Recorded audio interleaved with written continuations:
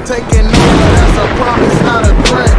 Uppercut season off top, you stop breathing. But speaking of Jake Paul, because Jake Paul has an event this coming weekend on Saturday, live on, I think, this one's on DAZN, and this is the thing about Jake Paul's, because Jake Paul's cards, among other things, he pairs it with a good fight, and I'm forced to watch the damn fights, and I'm just like, damn it. I ain't gonna lie, this card from top to bottom is one of the stronger cards this year so far. Right? It is. That's the problem that's killing me. Non-tricky card is probably the strongest because there's that welterweight fight in there I'm looking forward to with Griffin. But yeah, it's like damn, it's a stacked ass card. Yeah, but Jake Paul, Jake Paul. After that Tyson shit, I'm really not high on Jake Paul. Because that thing left a really bad taste in my mouth. I was not a fan of that card. How everything played out. So it's just like, but then he still continued on. Like he beat somebody because unfortunately Mike agreed to put that on his fucking record just for the $20 million that he got, which is like he basically sold an L where where it probably wasn't needed, because now it says Jake Paul is beating Mike Tyson in a horrid fight. So now what's the next thing they do? Get the guy who seemingly cannot avoid getting a fucking bag, and Julio Cesar Chavez Jr. I say he's probably the most nepotism. He's probably benefited from nepotism the most in this goddamn sport. Going back to the beginning of his fucking career when he was taking all types of PEDs and going down to fighting at 130 fucking pounds for his height. Just because his skill wasn't where it needs to be. Bro he infuriates me, and the funny thing is too is on times he's shown that he has a glimpse of something. He's shown that he has a glimpse of something, but he fucks it up every single fucking time. Yeah, so we have Jake Paul now. Is like, okay, you know what? Fine, let me go grab him, and then maybe I'll get my cruiserweight ranking. Julio Cesar Chavez Jr. has not beaten anybody. It has not been someone worth a damn in probably 13, 14 years at least. He lost to Anderson Silva. I think he lost to Anderson Silva in front of his dad and shit. It's kind of crazy, man. Yeah, Silva actually was beating his ass, legitimately beating his ass, which was even wilder. It's just dude. I remember. Because the funny thing is too, because in the promo, the biggest thing that they put in there is he nearly knocked out Sergio Martinez in the final round, even though he was 200 pounds in that fucking fight. He rehydrated so much, and it's just and then the back and forth is just it's trash. It's it's funny things too is Julio. I know LB says Julio Cesar Chavez Sr. could probably whoop Jake Paul's ass now, because that motherfucker looks like he stays ready to fight. Hell yeah. Yeah, Junior looks but he truly loves boxing. You can see that on him, though. Yeah, easy. And the funny thing is, for as many fights as he had, that dude is lucid as all hell too. So yeah, he was doing something right. Yeah, no, but his drug addict son, who's coming out of rehab, should not be getting another bag, because he lucks into bags all the time. He got a DAZN bag against Jacobs. He gets a Canelo bag because of the grudge match. He's gifted a middleweight title in something in one of the worst things I've ever seen the WBC do. Any title sanctioned by a dude, because they wanted a belt on that dude, and and he in the fight that he got it, he shouldn't have gotten the win. So it's but again, there's they find some value in his name, and they're putting it against Jake Paul. So I know P had to drop off. So what are we thinking for Jake Paul, Julio Cesar Chavez Jr.? Are we thinking that Chavez Jr. actually, for once, strains himself up and finds the skill that he had, and he gives Jake Paul a beating?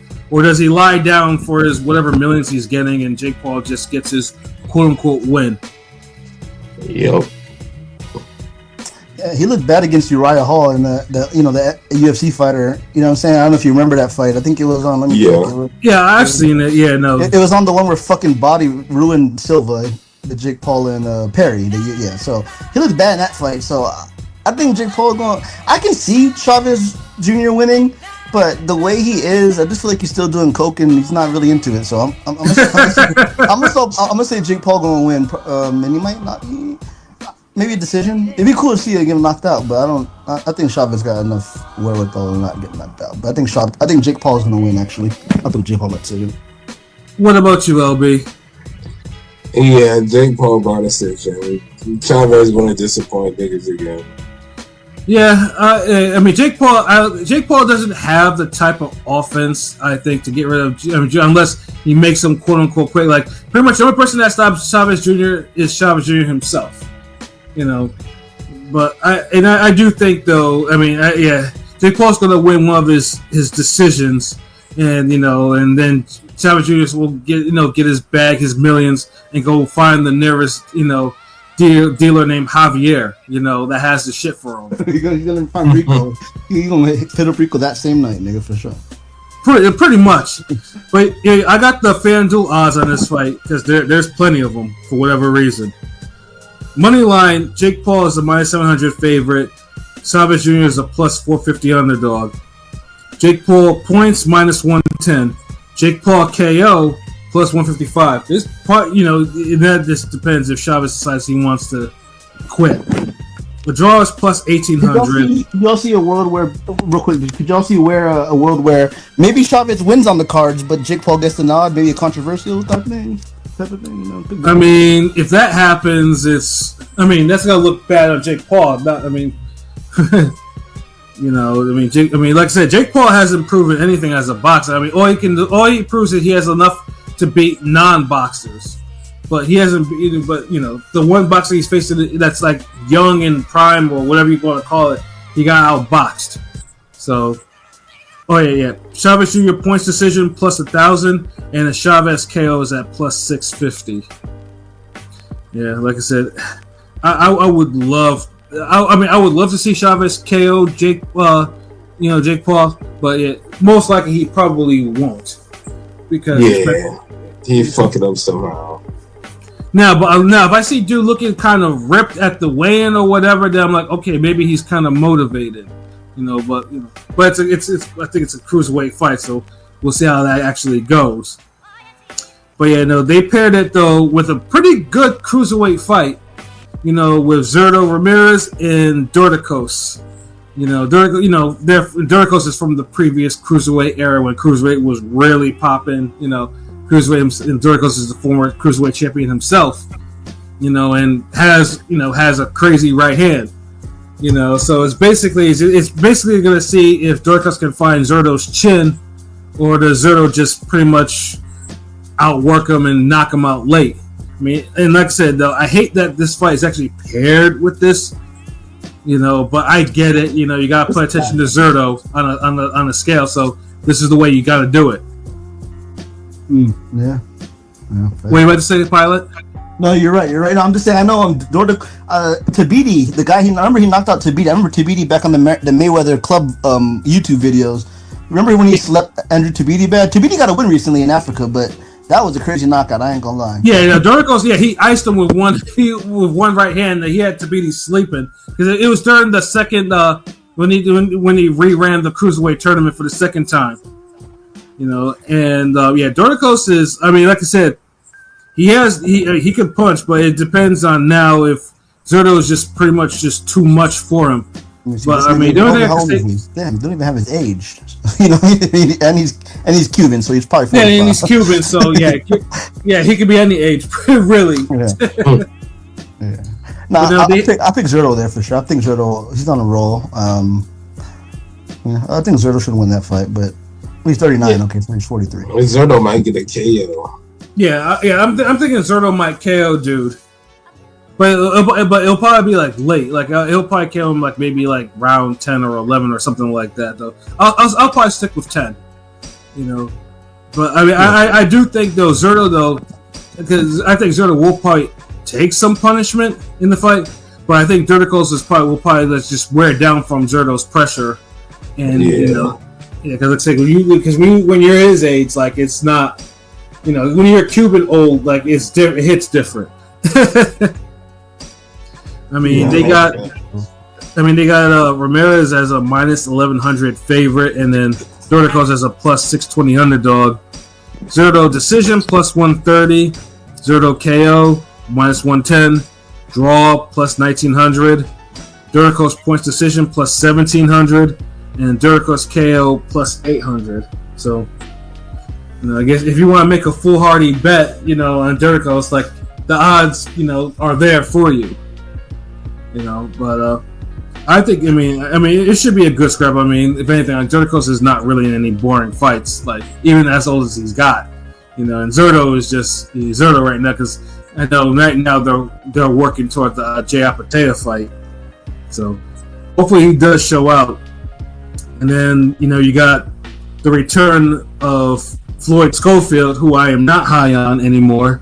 Because he pulled that bullshit against Shakur, had his motherfucker in the hospital looking like he was about to, like he had leprosy and shit like that. And by his sissy father talking about only God. Sissy father, yeah. Assassin. Anti Schofield. Yeah. And on top of that, too, his father took over his damn Twitter and locked it so no one can comment or retweet or whatever the fuck, too. Oh shit. Yeah. Yeah, I was like, bro, get your own fucking Twitter. Leave your son's Twitter alone. Like, it's like, come on. And then you have Schofield, like, weeks after looking like, okay, yeah, talking shit like, yeah, I'm ready. I'm like, get the fuck out of here. Yeah, Schofield, he ruined his reputation with me because... But that fight is intriguing because, again, I mentioned it a little bit earlier, Body fucking ruined my boy H2O Silva. But, if Schofield can get a win here, maybe he'll fight Body next. I mean, it's, I'm my glass half full usually, so I'm just hoping. The funny thing is too is I think Farmer beats him decisively in this one. Let's go for it. Like the last time we saw him fight, dude got dropped. He won, but he faded late. He got dropped, and he didn't know where his stool was when he tried to sit. He fell on the stool, right? Yeah, he fell on the stool. Yeah. So, and meanwhile, Farmer has been giving hell to Murataya and Zepeda, like absolute hell. Farmer's been cooking, man. I can't. He arguably won the first fight. Second fight with one arm, he fucking dropped him. They didn't count it, but he gave good count of himself. Because you watched that fight. Zepeda was going off on him. Paul. Zepeda was going off early in that fight. Yeah, Zepeda was. Yeah, and Zepeda was like shaky in that second fight, like near the end. And Murataya was shaky too, shaky as anything. So it's like when you have that type of level of competition, and Schofield is just basically he struggled with his step up. I just see it upset. So you think Kid Austin is gonna? Tevin Farmer is gonna show Kid Austin there's levels to this boxing kid type shit. Yeah, I'm gonna go with Tevin for the decision on this one. Man, this could be a draw as well. And that's probably true, depending if they want to save Schofield 0 for whatever reason. I'm full, so I'm gonna say Schofield's gonna win. I don't know how. I think Tevin. I think in order for Tevin to really truly win, he's gonna either have to drop dude a couple of times or knock him out. Yeah, I think Father Time is always there, and I know Farmer has looked good the past couple, but it has been losses. So 3 losses in a row, even though So I'm just saying. So yeah, but it's not because of Father Time though. It's because the judges are not giving him his just due. Yeah. Mm-hmm. Yeah, I mean, if this was after the Jojo Diaz fight, then I would be agreeing with you because Jojo Diaz, really beat his ass. Okay. But those two did not. It kind of shows how weak lightweight is at the moment because Zepeda is not weak. He's just he's I guess it's just he got. Let's put it this way. I think we can all agree. I think we all thought Zepeda had a better chance to beat a Shakur or Loma before the Tevin Farmer fights. That's all I got. That's true. Yeah, exactly. Yeah, of course. Yeah, no, that would have absolutely been a thing. And that's what happens when you kind of just you over marinate fights and you try to let me get ready for this style and face this style first and 2 fights back to back and he looks shitty in both fights. Yeah. Like what purpose it is, sir? Against a older 130 pounder that don't have power like that. He dropped he dropped you the first fight clearly. Second fight they didn't call it, but she got dropped the second fight too. So. Yeah, exactly. Yeah. So So now Zepeda basically now has to that forces Zepeda to actually go take that Shakur fight because he knew that he knew that a loss was coming if he really took a fight that he wasn't supposed to take. It's like if I'm gonna lose, I better lose in a title fight. Hell yeah. But for some reason they only have the money line on that. But Schofield is a -200 favorite. Farmer is a +155. But underdog. I do want to mention real quick. There's a couple more fights. I don't know if Pat, if you're going to mention a couple more on there or no. Yeah, they have some really good fights. Well, because Jake Paul signed a welterweight named Avius Griffin, who's been on the club circuit. He's got 17 wins, 16 by KO. Yeah, he punches through the roof. He can punch, but I've watched him a few times. I watched him on DeBella cards. He's a nigga that probably eventually lose on a step up. But the guy he's fighting only lost to Pedraza. I know it's 147, but he only lost to Pedraza, and he's known for dropping tank in amateurs. Like, he's been living off dropping tank in amateurs and shit. So that's the fight I'm intrigued in, just because I like welterweight and shit. So that's a good fight. but then fucking Julian. I mean, to say that he lost to Pedraza is just understated. Pedraza he got whooped. Yeah, Pedraza beat the living shit out of him on a top rank card. And we got our American Joshua Edwards, the silver medalist, on there, the heavyweight. So look out for him. He'll probably be on there early, but we got to root for our American heavyweights. We don't got any niggas, man. And then they got the nice prospect fight with Raul Curiel and Victor Rodriguez. That's a really good fight I'm looking for. Curiel versus Roca. Curiel versus Rodriguez. You see Curiel? Yeah, I said Curiel versus Rodriguez. Well, okay, I thought he was a prospect because he already fought Roca, but I know what you mean. Like, he's a nice Mexican hard hitter and shit. The only person on there who I think should not be fighting is Holly Holm. Like, I get Holly Holm is trying to get her payday, but she's taken a lot of ass whoopings in MMA that I don't think she didn't shake them shits off. Like, she looked finished in MMA. Like I don't think coming back to boxing with kind of that cumulative damages, I don't think is a really good thing. But I get it. Because women boxing is at a point right now, and Jake is signing every women fighter out there that's not attached to Top Rank or Salida or Eddie. So I get it though. I just hope that Holly Holm doesn't get hurt in that fight because she's from yesteryear, but she shouldn't be fighting on this card. But I get it. You're trying to make sure you try to set up your retirement fund, but Heather Hardy's kind of makes me worried when I see older women fighters like that. Still, they have 43. God damn. Yeah. She hasn't looked good in a long time. Yeah, and at 43 with like her type of boxing. She's fighting a Mexican chick who has 10 wins and 1 KO, so I think she'll be okay. Hopefully. No, it doesn't matter. Mexican did to somebody, nigga. Then again, the chick's Mexican, so you never know. The motherfuckers come to the motherfuckers.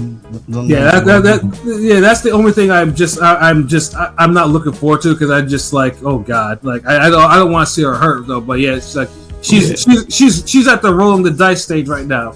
So like, they gotta start finding another way to give people like that a payday. Right, exactly. Put it on your team or something. I mean, behind the scenes type shit. They don't gotta do. Yeah, because like I said, after reading what happened to Heather Hardy and her issues, like it's kind of like maybe like Heather Hardy deserved the payday, but unfortunately, when she was getting her payday, she got damaged. She got the damage to the point of no return. So that's what kind of made me kind of lose my taste for seeing like older women fighters kind of fight on when it shouldn't be. Yeah, so she was tweeting like she had CTE, falling off her bike and shit, like just ranting like. Yeah. It's disheartening. Like you hate seeing that she can barely do anything now, and she can't. If she takes any more hits to the head, she'll go blind. So it's like. Yeah, you don't want. Yeah, it's horrible. It's a horrible story, though. But outside of the main event, though, I'm looking forward to the undercard. Like I said, it's Golden Boy and Jake. So, like they do know how to make cards, especially if they have a Golden Boy influence. Because like I said, Golden Boy knows how to make their cards, whether it's big, middle, or just a small card. They know how to make them watchable. So I think some of it's kind of rubbed off on Jake's promotion and Jake's matchmaker. So, It should be a good it should be a good watch outside of the main event though. But just to mention before we get up out of here too, Deontay Wilder fights on Friday, and then Billy versus Selecki on ESPN Plus on Friday too. If you want to check those out, particularly Wilder is just basically we're gonna see what he has left, against Tyrell Herndon, and it's a pay-per-view fight. And I think it's a BLK Prime if I'm not mistaken. I think it is. $24.99. Who's gonna watch that? Who knows? I'm not paying that. That's for damn sure. But we'll see what Wilder has left, and we'll see within Billy and Selecki to see who eventually will fight Canelo for one of his belts. I think that is it for our show. You'll probably hear us on Wednesday. We'll probably rant, and then we'll pick up on the music episodes for next week again. And because there's some stuff I need to rant about. For myself, Pat Scorpio, New England representative, for LB Shuttleworth, the God, the GOAT artist, for KP Bodega Bay, and for Conscious Pilot, this has been another wonderful episode of Real Talk, where as always, if shit's real, we talk about it. So until next time, peace. Okay, I gotta read this one Miss Bitch comment. Watch Shuttleworth root for neither Wilder or his opponent. He rooted for the white referee. Really? The fuck? Oh shit! Yo, I saw Wilder's opponent interview. I watched the Boxing Voice a lot. I just saw an interview and I was like, he's a pretty cool guy, but looking at he got killed by Richard Torres, he probably won't get. No, if Wilder got anything left, he should be able to slump that guy. Yeah, he should be able to. Yeah, goddamn, Miss Bitch has been having some bars for Shuttleworth tonight. Like, yeah, for real. Like, damn. Like she's not fucking what you've been saying tonight.